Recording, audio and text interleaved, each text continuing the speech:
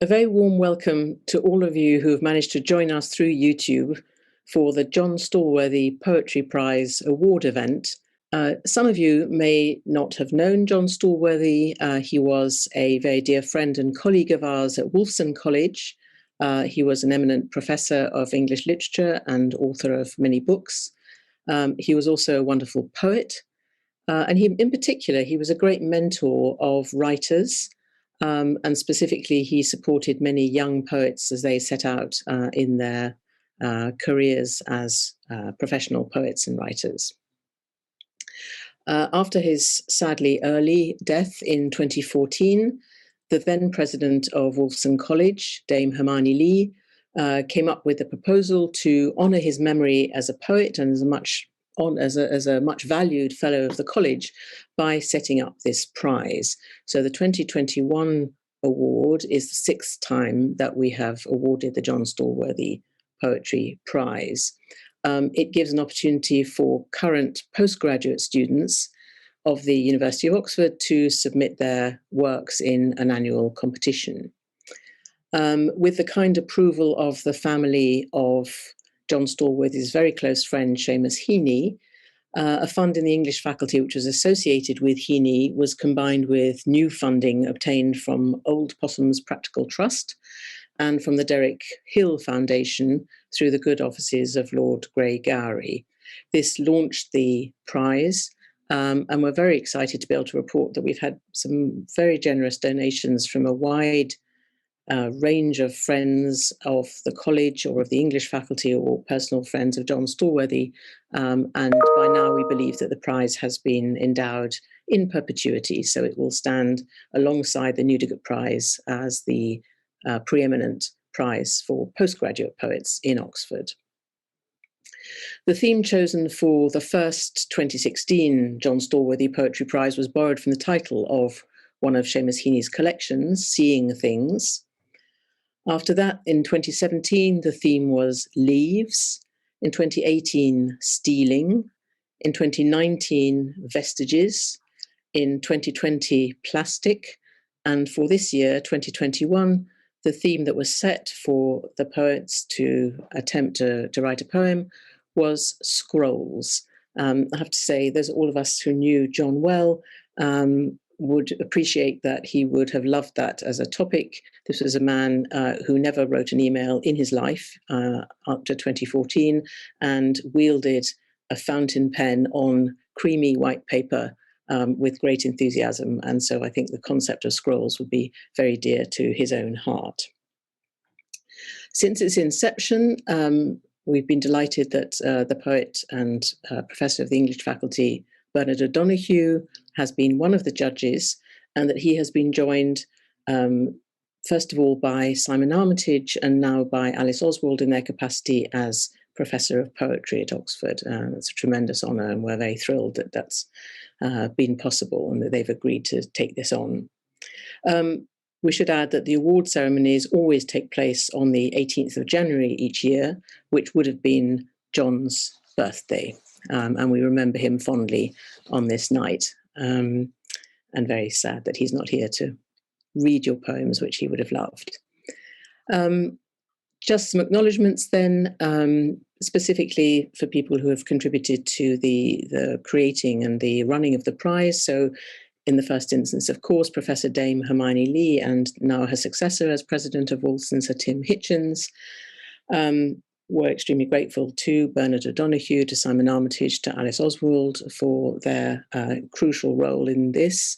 Fundraisers in Wolfson have been extremely helpful. The chair and the staff of the English faculty we've been extremely grateful for, and they do all the administration, which is fantastic. And this year in particular, I'd like to single out Kirsty Logan Fowler, who has done all the hard work and the paperwork, and also Steve Pearce, who has provided the technical support for this evening. So once again, a very warm welcome. And I'd like to hand over, first of all, to Sir Tim Hitchens, who's going to say a few words. Thank you very much indeed, Julie. And I won't say a great deal, just to echo your thanks to those who've made this evening possible. We're really delighted that this prize which has established itself so well over the last 6 years, is now going to be with us in perpetuity. And that gives us the ability to plan and commit and to record events like this for posterity. And I arrived, by the time I had arrived, Jon Stallworthy was no longer with us, but his is a presence that is very, very clear when you're walking around Wolfson College. The wonderful painting of him walking over the bridge in the snow. And he would love the idea that Wolfson in some way is becoming the home in Oxford of graduate poetry. We are very, very lucky to have Alison Bernard helping us in the process. And of course, a great echo of thanks to Julie as well, without whom none of this will be possible. I've been lucky enough to read the poems that have come forward tonight, and it's wonderful to see how different themes produce different responses. And the theme of scrolls has produced this most wonderful collection of images in the poets we're going to hear tonight, whether it's scrolls on an arm in the form of tattoos, whether it's 18th century Japanese scrolls in a famous series of watercolors that we'll hear about, whether it's the unfurling and the uncurling of fern and bracken and tree twigs and ivy, whether it's a riddle to unravel, or whether it's the art of a carpenter and the way that wood is turned to produce scrolls. We've had a fantastic series of contributions tonight, and I think any one of them would have been a wonderful winner. So we're going to listen to the poets. My thanks to all of you who have made tonight possible, and I will hand without ado back to Julie. Thank you, Julie. Thank you, Tim. So we're now going to ask each of the shortlisted poets to read their poems out, and their text will appear on the screen thanks to Steve's magic in just a second. These are 6 shortlisted poets of an entry of about 40 people, and we're absolutely delighted at the strength of the entry. And I'm sure you'll agree with me that the 6 poems you're about to hear are absolutely fascinating and wonderful pieces of writing. So the first person I'd like to invite to read is Maya Krishnan to read her poem Regret. He says he regrets it, getting those tattoos, and then unfolds his arms to let my fingers trace the roses and knives some Salt Lake scribe inked on pale, soft parchment. I, entranced by vines interspersed with veins, would disregard his warning. Jumpers worn in summer, sleeves pulled down to keep cashiers from seeing vanity engraved on skin, an indelible register of caring about what people think, and I think I want him. 3 years and boyfriends later, I resurface at a London parlor. Marked by felt-tip sketches of a shell, chrysanthemums, and a skull, I choose not knowing that the things you hope to symbolize may shift, too fast to catch in shade and line, that I would wear a memento, not of death, but something much less certain, that days delighting in decorative excess come to mix with days of skin announcing secrets I would only then acknowledge I was guarding. When people ask if I regret it, I shrug, not saying regret's no simple consequence, regret's the reason itself. The reason why I kissed him, left him, boarded the plane alone, an aisle-seat German businessman comforting me because he thought that turbulence was why. And I didn't say, regret's the reason I put on a jumper some Augusts, the reason why, when I roll my sleeve on a visit years later, he reaches for my wrist so he can turn the long darkened scroll of my arm, touching an unwitting record of who I have been since he knew me. Thank you so much, Maya. That was absolutely wonderful. Can we turn now to Tara Lee and her poem Kuzosu? She laughs in a green shade, kimono spread out and fastened, wisteria blossoms falling. She is preoccupied, the death of a noble lady and the decay of the body. 9 stages as the hand scroll reveals. We have seen the first stage. Now a bloated form swells to blue. It bleeds at the seams, the skin slips in marbles, blooming with microflora. The eyes are toys for sparrows. Skinny dogs gnaw at its many openings. Reeds sway over broken bones. Then even the reeds wither. Disarticulated dust announces the inscription, like so many black birds gathered into pleats. At the end of my days, may I gladly unfold myself. May I say to the silken earth that holds me, because I love you, I am giving you back to yourself. Tara, thank you. That was wonderful too. The next person I'd like to invite is George Mather to read his poem, Scrolls. As a fern uncurls in rich white foam, just the way you like assurance, there's an oat milk with your small talk, with your baristas, the most natural thing. And if movement it's recalling motion, luxuriant and down the hatch, and if accompanied by a redux note, it's merely the baroque. It brings the bile to the back of the throat, as when violins swell like a cursed harvest, and or a portent that demands a priest. How led fountains into satin and gilt putty vomiting lungs of brine. How scrolled feet crouch on marbled floors, and skittering once the lights put out, ease you towards the dreamed untrouble. How as Reuter's marching ants unfurl the KO downtick in quick recession, excess always becoming in the eye and its chiasm, that nervously confirms that everything's okay, so unfolds a worm of comfort out of expensive spectacle. A volute bends over backwards. Everything has its should, and the desperate care tumesces loyally like a growth. The candelabra, not magnolia, guttering in the dark of winter, smoke. Thank you so much, George. That was wonderful. I'd like to invite Claire Mully now to read her poem, In the Middle of the Path. The trees bent double, their bark a greyish tinge. Passing beneath the boughs, I heard a sigh. Who's there? I asked. Voices like bracken. Your old loves. Of course, I thought. No one is more skilled at becoming a tree. The air was close and stale. Ivy boiled over stumps. It was all your fault, remember? You didn't cultivate us as you should have done. I've grown too fond of sky, I said. A solemn dog wanders through those glades, pissing meticulously on each trunk. The branches of the trees are festooned with tea lights in jam jars, scrolls, fetishes, holy medals tied with ribbon, wind chimes. Each one representative of an hour stretched beyond its earthly limits by waiting, reading and rereading the entrails of small words. Their bark oozes perfect amber tears. I broke off an outstretched twig to see what would happen. There was no blood, but the trees all screamed. Good, I said, leaving them to silence. Thank you for that wonderfully dramatic reading. Fantastic. Next, I'd like to invite Audrey Southgate to read her poem, One Scroll. This poem is actually also a riddle.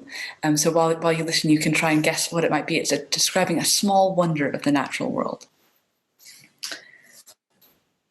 One scroll. One green scroll, graceful one, flat scroll, never out of tune. One scroll nods in time with music from the boughs above. One whole song, countless counterpoints, varying a theme that curls back around to unfurl. One clean leaf unfolds, dapple gold illuminated, illuminating like stained glass the world that has veiled and inscribed with a mystery. One brown dot, like braille embossed with braille, embossed with braille. Each one, infinitesimal, encodes a heartbeat that may roll into a new heart, that may spring into a spiral, that may unravel leaf by leaf, dot by dot, one by. And for those of you lucky enough to have guessed, this is describing a fern.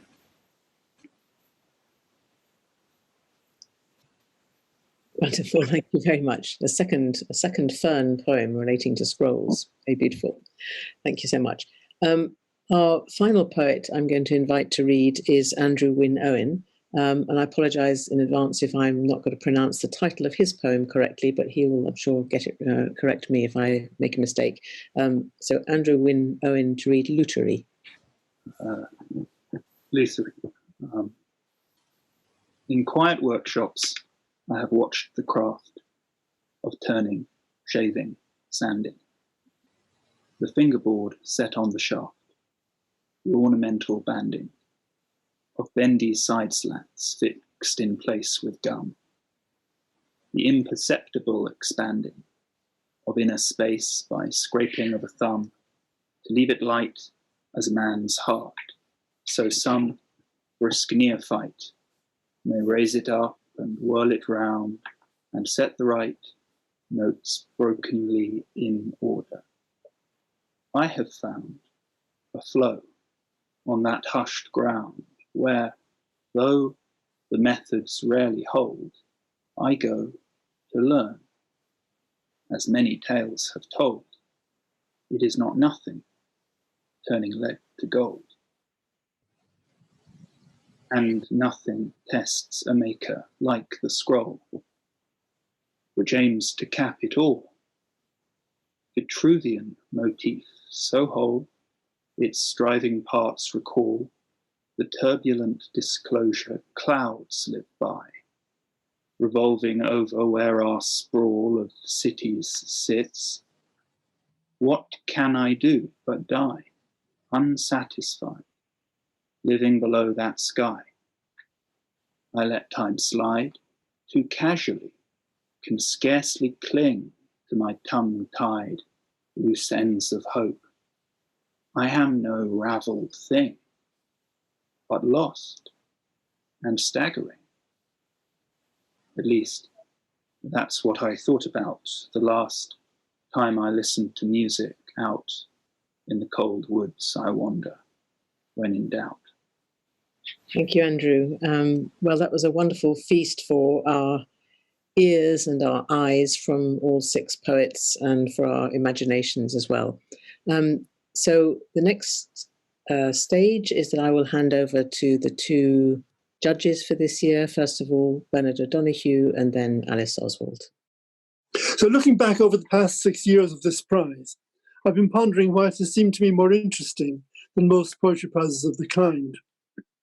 One reason might be its confinement to a quite ambitious constituency, the current graduates of the university. And one thing that follows predictably from this, and which has been evident in the submissions every year, is that they've been relatively adventurous, not deterred by the charge of difficulty, open to a kind of ambitious learnedness, and not afraid of allusion. It goes without saying, of course, that simplicity and perspicuity are recognized virtues in poetry, but some degree of complexity has its place too. Another general question that occurs to me each time is how tightly submitted entries should be bound by the given theme.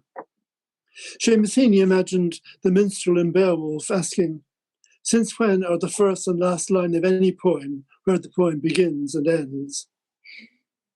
And one of the pleasures of reading these entries over the years has been seeing in what ways, literal or metaphorical, the themes were used as the occasion for a poem. The last three were vestiges, plastic, and scrolls. And for example, as you've heard, scrolls were the decorations on a stringed instrument, or the texts of history, or movement on a computer screen, or none of those things, and several other things as well, ferns prominently. One other thought, the observation, circumstances alter cases, has been current since the 17th century, Wikipedia tells us.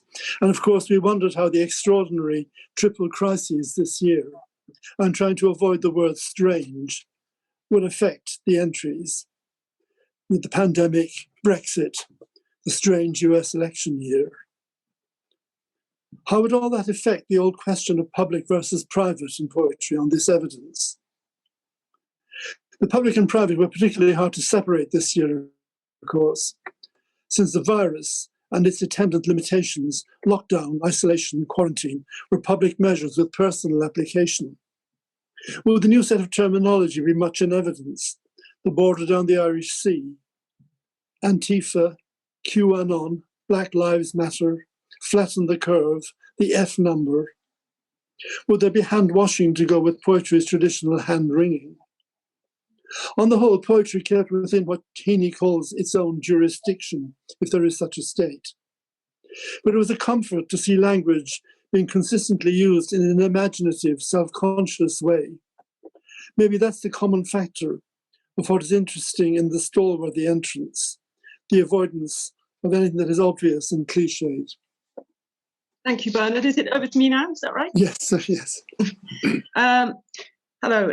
And I personally haven't found it easy to stay coherent in isolation. So I was very impressed by the quantity of poems we received and by their coherence. It was a real pleasure to read them all. The subject, as you now know, was scrolls, and we hoped in setting this that it would provoke some thinking about form as well as content. I remember as a child visiting a house where there was a pianola, which, as you probably know, is a self-playing piano that performed a scroll of perforated music. And I was really fascinated by that scroll and the way it went on, unrolling seemingly endlessly, while the notes on the piano went up and down as if being played by a ghost. So ever since then, I've thought of scrolls as beautiful contradictions between enchantment and machinery, which is perhaps similar to the way I see poems. Examples of free formality, actual and natural, but at the same time, sometimes inhumanly endless.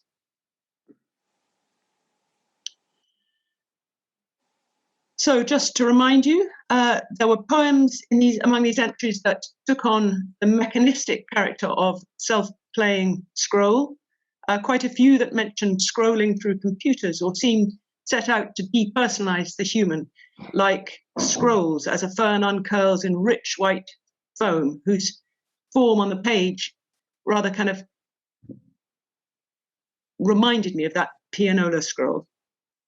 And then I always admire entries which seem to brush past the subject almost carelessly, like regret, which just mentions as if in brackets the darkened scroll of the arm at the end, or in the middle of the path, a scrap of light-hearted epic which includes scrolls among a heap of other objects at the foot of a tree. Then there were ferns in the enigmatic poem One Scroll, and I love and miss the unscrolling ferns of Devon, so I was delighted even riddlingly to be reminded of them. And we had Lutery, which seemed an extraordinarily well-crafted, even a carpentered poem, allowing me to peer inside a workshop. This poem really did unscroll itself to the ear. And Kusozu, that eerie image of the human body unscrolling and decomposing on a Japanese scroll. Bernard and I really were delighted by all these poems, and it's always said in competitions, but I still fervently believe it, there shouldn't really be a winner. But in the end, we found ourselves most disturbed by the Kusozu poem. Perhaps it says something about our needs after a year of lockdown, but it was that poem, morbid and unsettling, which we chose as winner, while also wanting to congratulate all the others for their winning poems. So thank you and well done to Tara Lee.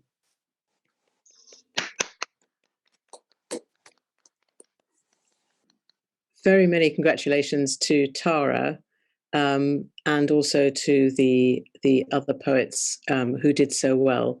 And we're going to close our event this evening by inviting Tara to read her poem once again while we can all admire her decorative certificate of her success as a winner. So Tara, do please come back to us with a rereading of Kuzosu.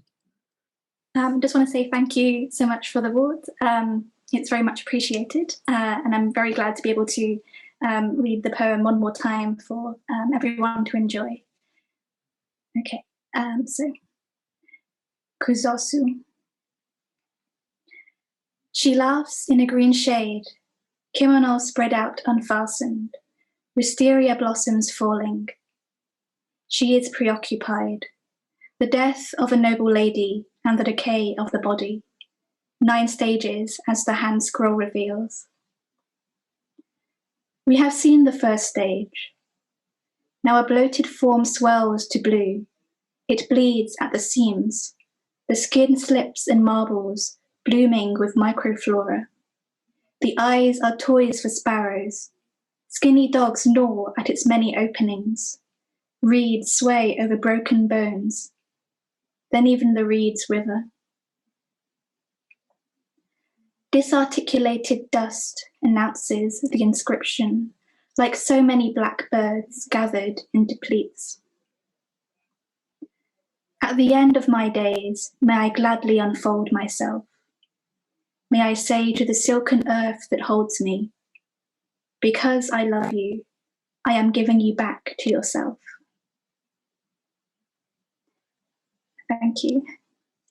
Thank you so much, Tara, and enormous thanks for the pleasure of discovering your poetry to all this year's shortlisted poets for the Jon Stallworthy Poetry Prize 2021.